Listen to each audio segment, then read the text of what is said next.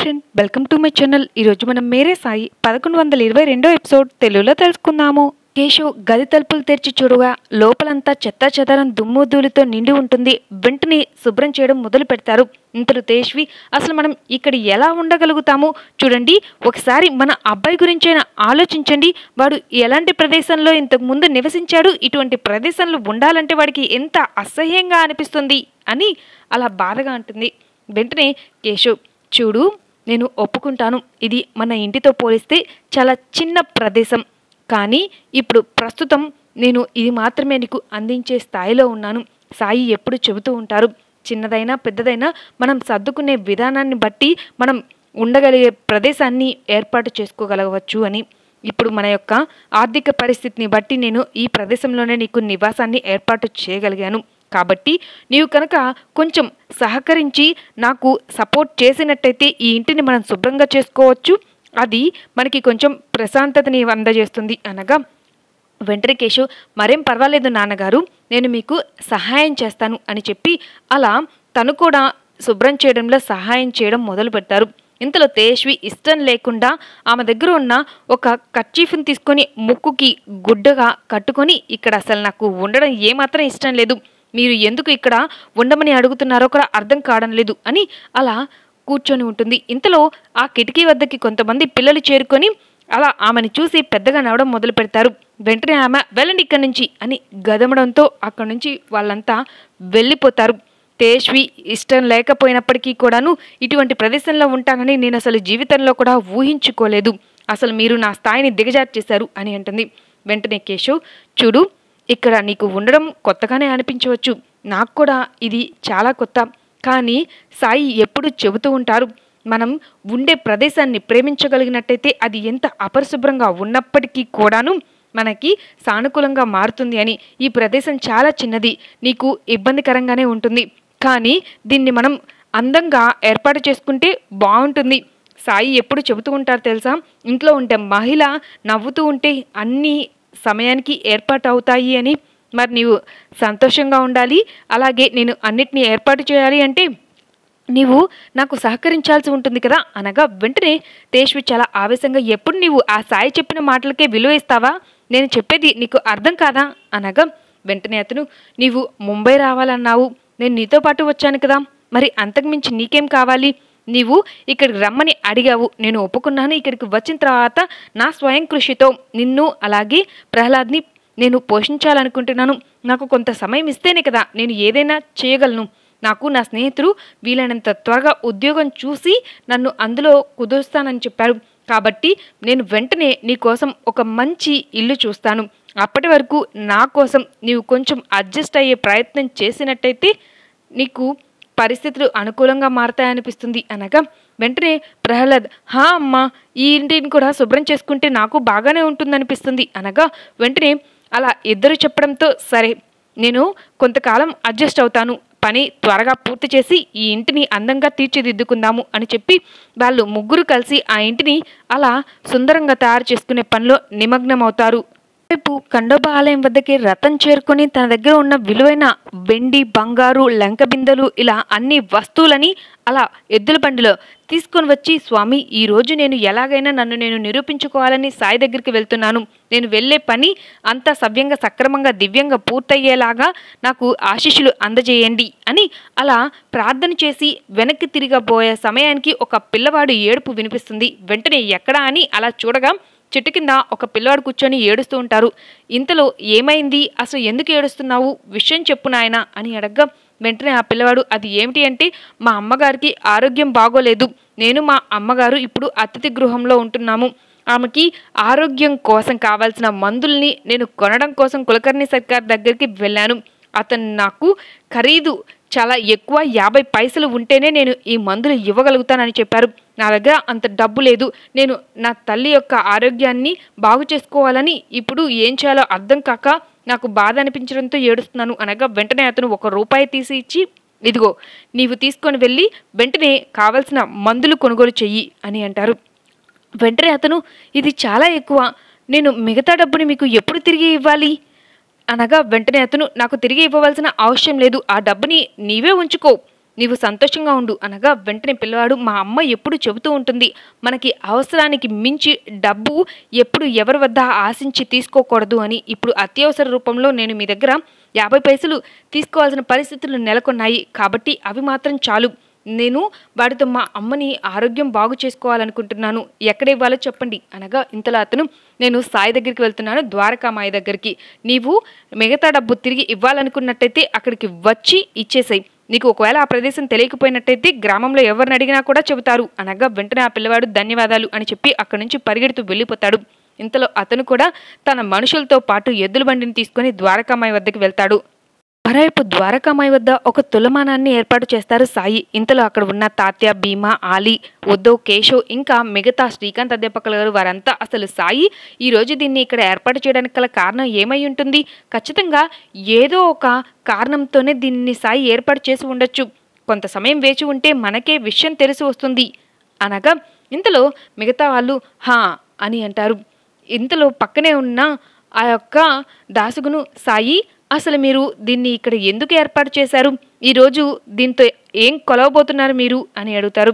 ఇంతలో సాయి మాట్లాడుతూ ఉండగానే అక్కడికి రతన్ తన యొక్క మనుషులతో పాటు ఎద్దుల బండిని తీసుకొని అక్కడికి చేరుకొని సాయికి నమస్కరించగా సాయి రాముడు మేలు చేయాలి అని ఆశీర్వదిస్తారు.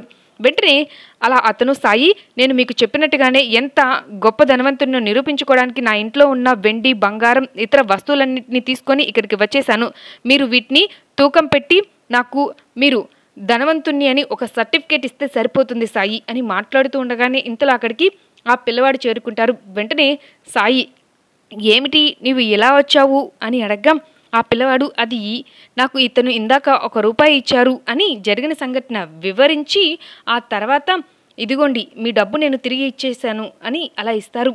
వెంటనే ఆ పక్కనే ఉన్న సాయి, ఒకసారి ఆ యొక్క కుండని ఇలా ఇవ్వు నాయనా అనగా ఇంతలో అతను, మా అమ్మకి నేను మందు కొన్నాను, ఇది మా అమ్మగారికి అందజేయాలి అని అంటారు.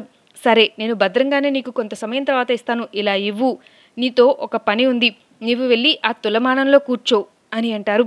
వెంటనే అక్కడ ఉన్నవారంతా సాయి ఇలా ఎందుకు చేస్తున్నారో అర్థం కాదు. ఇంతలో రతన్, ఇది నాకు చాలా సులభం సాయి, నన్ను కూర్చోబెట్టి నా వస్తువులు తూకం వేసినప్పటికీ కూడాను అది తూగుతాయి, ఈ పిల్లవాడిని కూర్చోబెడుతున్నారు, కేవలం ఒక సంచి వెండి నాణాలు, బంగారు నాణాలు వేస్తే సరిపోతుంది అని అలా మనసులో అభిప్రాయపడతారు. ఇంతలో సాయి, చూడు రతన్, ఇప్పుడు కార్యక్రమం మొదలు పెడదామా అని అడుగుతారు. వెంటనే అతను, హా సాయి, తప్పకుండా, నేను ఇప్పుడు తీసుకువచ్చినవి అన్నీ చాలా విలువైనవి, అవన్నీ మీకే ఇప్పుడు చూపిస్తాను అని అలా తీసుకువచ్చిన కొన్ని ఆభరణాలని ఆ యొక్క తూకంలో పెడతాడు. తర్వాత కొన్ని వస్తువులను పెడతాడు, లంక బిందె నిండా వెండి నాణాలని పెడతాడు.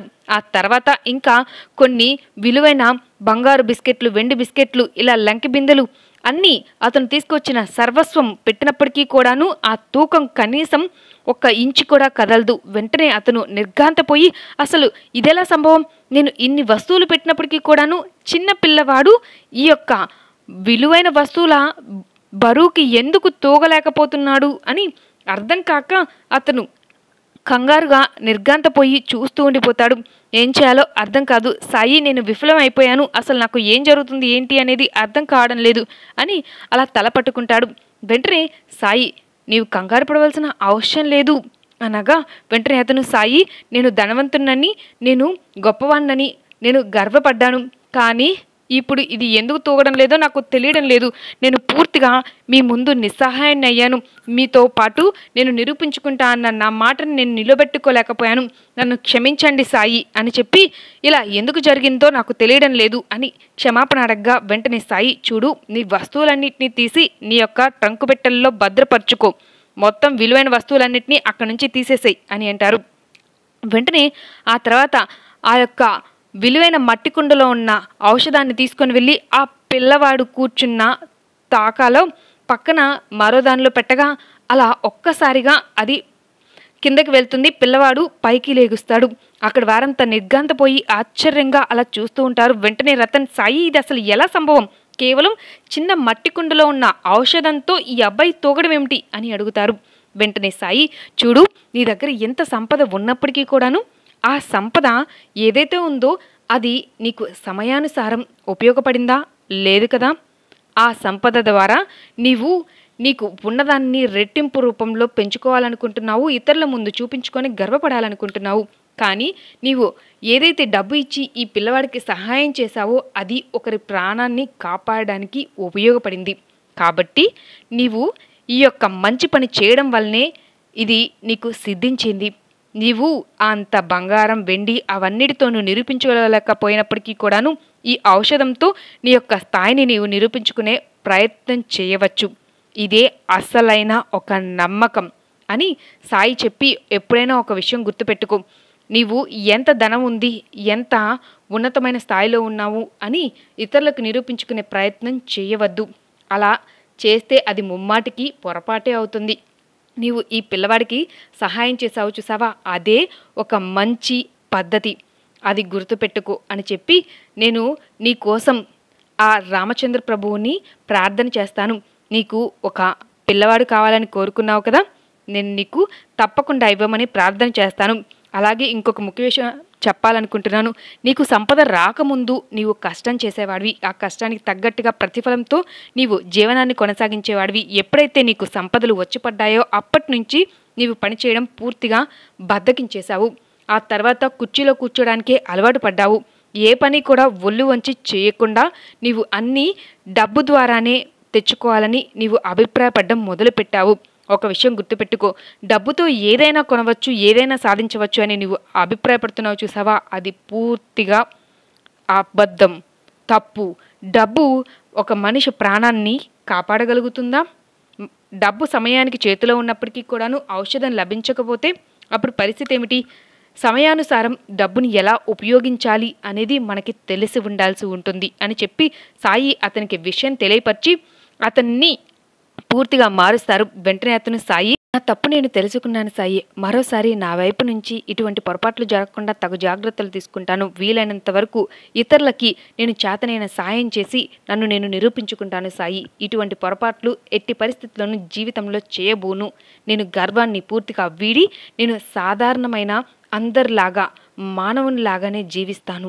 నేను ఇప్పటి వరకు గర్వంతో డబ్బు చూసుకొని నాకు ఉన్నంత నేను అనుభవించగలను అని ఇప్పటి వరకు తల పొగరుతూ ఉన్నాను. కానీ ఇక మీదట అలా ఉండబోను. అందరితోనూ కులమతాలకి అతీతంగా, అందరితో ధనిక పేద అని తేడా లేకుండా చక్కగా కలిసిపోయే ప్రయత్నం చేస్తాను సాయి అని అలా సాయికి చెబుతారు. వెంటనే సాయి అల్లా మాలిక్ ఏక్ అని అంటారు. రేపు కేశవ్ మిగతా ఇద్దరు కలిసి ఆ గది మొత్తాన్ని శుభ్రపరచుకుంటారు. ఇంతలో ఆ గది బయట ఇద్దరు కూర్చొని వారి యొక్క విషయాలని చర్చించుకుంటూ ఉంటారు. ఇంతలో లోపల ఉన్న తేష్వి, ఏమండి, నిద్రపోయే సమయమైంది, పిల్లవాడిని నేను నిద్రపుచ్చాను, కానీ సరిగా గాలి రావడం లేదు, ఇంట్లో ఉన్న ఒక్క ఫ్యాన్ కూడా సరిగా పని చేయడం లేదు, ఎవరినైనా పిలవచ్చు కదా అనగా వెంటనే కేశవ్, ఇప్పుడు ఈ సమయంలోన దాదాపు అందరూ నిద్రపోయి ఉంటారు కదా అనగా వెంటనే ఆమె, చూడండి, ఇది ముంబైలో ఎప్పుడు ఏ సమయంలో ఎవరిని పిలిచినప్పటికీ కూడాను అందరూ అందుబాటులో ఉంటారు, దయచేసి వెళ్ళి చూడండి అనగా వెంటనే కేశవ్, అలాగే నీవు చెప్పావు కదా, నేను వెళ్ళి ప్రయత్నం చేసి వస్తాను అని అలా బయటికి వెళ్ళేసరికి బయట కూర్చున్న వ్యక్తులు ఏమిటి విషయం అని అడుగుతారు. వెంటనే అతను, ఇంట్లో ఉన్న ఫ్యాన్ పనిచేయడం లేదు, అందుకే నేను ఎలక్ట్రీషియన్ని వెతుక్కోవడానికి వెళ్తున్నాను అనగా ఇంతలో వారు, ఏమిటి ఈ సమయంలో మీరు ఎలక్ట్రీషియన్ని వెతుక్కోవడం అంటే పూర్తిగా సమయం వృధానే. మీకు ఒక విషయం చెప్పనా, నేను కూడా ఒక ఎలక్ట్రీషియన్ని, ఇదిగోండి నేను ఇప్పుడే వచ్చి మీకు సహాయం చేస్తాను అని అలా తన వస్తువులు తీసుకుని వచ్చి ఆ యొక్క ఫ్యాన్ని చూస్తాడు. అది పూర్తిగా చెడిపోయి ఉంటుంది. వెంటనే కొంత సమయానికి దాన్ని బాగు చేసి, ఇదిగోండి, మీరు అనవసరంగా చిన్న చిన్న పనులకి వెతుక్కోవద్దు, మీకు కరెంటుకి సంబంధించిన ఏమైనా పనులు అవ్వలేదు అంటే నా దగ్గరికి రండి, నేను మీకు సహాయం చేసి పెడతాను. ఇలా పక్కపక్కన ఉంటున్నప్పుడు ఒకరికొకరు సహాయం చేసుకుంటే మనకే మంచిది, అనవసరంగా డబ్బు వృధాగా పోకుండా ఉంటుంది అనగా వెంటనే కేశవ్, చాలా చాలా ధన్యవాదాలు, సమయానుసారం ఇంత రాత్రి సమయంలో కూడా మీరు మాకు సహాయం చేసినందుకు అనగా వెంటనే అతను, మానవత్వంతో ఒకరికొకరు మనమే సహాయం చేసుకోవాల్సి ఉంటుంది, ప్రతిదానికి మనం డబ్బుని వినియోగిస్తూ పోతే జీవితంలో ఎప్పటికీ ఎదగలేము, మీరు చేయదగిన సాయం మాకు చేస్తూ ఉండండి, మేము చేయదగింది మీకు చేస్తూ ఉంటాము అని వాళ్ళు అలా మాట్లాడి అక్కడి నుంచి బయలుదేరుతారు. ఇంతలో పక్కనే ఉన్న తేష్వి, ఏమండి, రేపు ఉదయాన్నే మనం నిద్ర లేవాల్సి ఉంటుంది, ఇక్కడ నీరు ఉదయాన్నే వెళ్ళి తెచ్చుకోవాలన్నారు కదా, అసలు నేను షిరిడీలో ఉన్నట్టయితే ఉదయాన్నే లేవాలి, ఇంట్లో పనులు చేయాలి, మిగతా వారందరికీ వంట చేయాల్సి ఉంటుంది, మామయ్య గారు చెప్పినట్టుగా ప్రార్థనలు చేయాల్సి ఉంటుంది. అమ్మో, ఇక్కడ ఉంటే ఆ యొక్క పనే ఉండదు అనగా వెంటనే కేశవ్, నీవు వంట చేసావా ఎప్పుడైనా అసలు అనగా వెంటనే తేజ్వి, అంటే నేను అసలు నిద్రే లెగవననుకోండి, రేపటి విషయం గురించి ఆలోచిస్తూ ఉండగా ఇవన్నీ నాకు తట్టాయి అనగా కేశవ్, కంగారు పడవద్దు, ప్రశాంతంగా ఉండు, అంతా సాఫీగానే జరుగుతుంది అని అంటారు. ఇంతటితో ఎపిసోడ్ కంప్లీట్ అయింది. మీకు ఈ వీడియో నచ్చినట్లయితే లైక్ చేయండి, సబ్స్క్రైబ్ చేయండి, మరిన్ని వీడియోస్ కోసం బెల్ ఐకాన్ క్లిక్ చేయండి. Thank you.